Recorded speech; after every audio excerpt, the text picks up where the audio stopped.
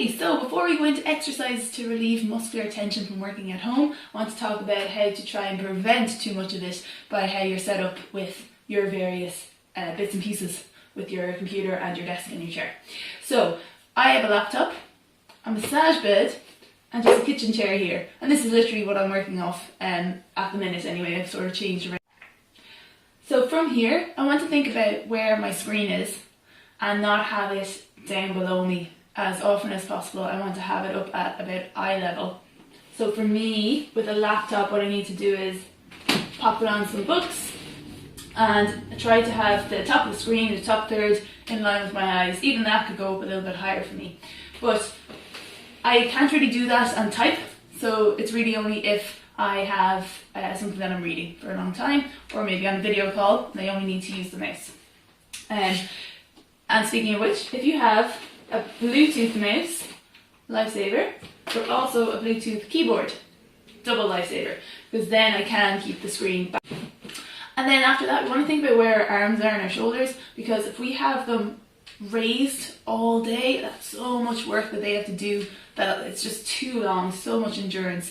If you're doing that for 8 hours a day, you're going to end up tight and sore unnecessarily. What you want to be able to do is rest at the very least your wrists on whatever surface you're working with. So here I don't have any elbow support, but if you do have a proper desk chair, that's ideal to rest your elbows on that and then have your wrists on just on the table, basically just ahead of the keyboard, and then typing away from there.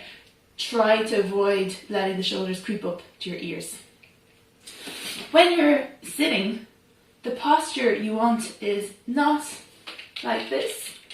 It's actually really nicely stacked and kind of slumped, because what you want to do is get all your weight to just sink through the chair so that your muscles aren't switched on, or they're switched on, sorry, as little as they need to be to prevent you from falling over.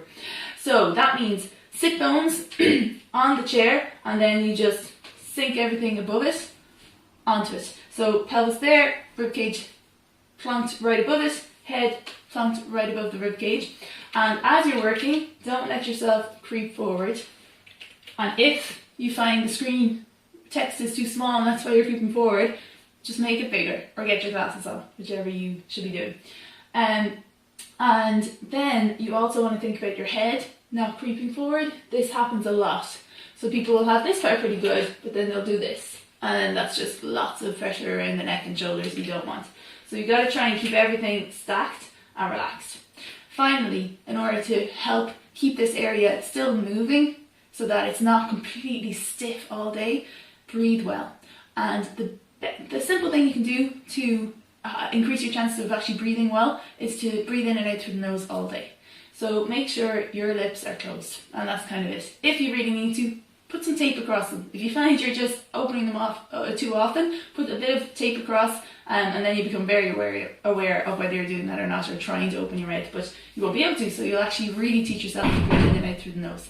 And it's more possible to do that at home than in the office. Next thing I recommend is going out barefoot. From here, I want you to take 3 breaths where when you exhale, you let everything go. You just let the air out, you let your tension go. So,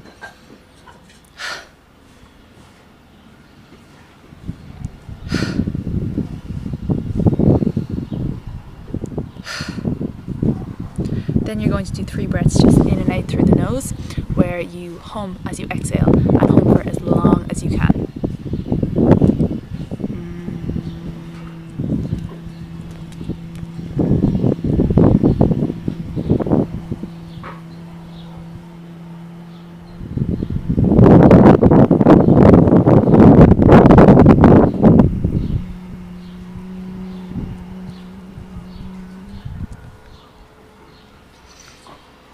Then slowly try to breathe the air in through your nose again.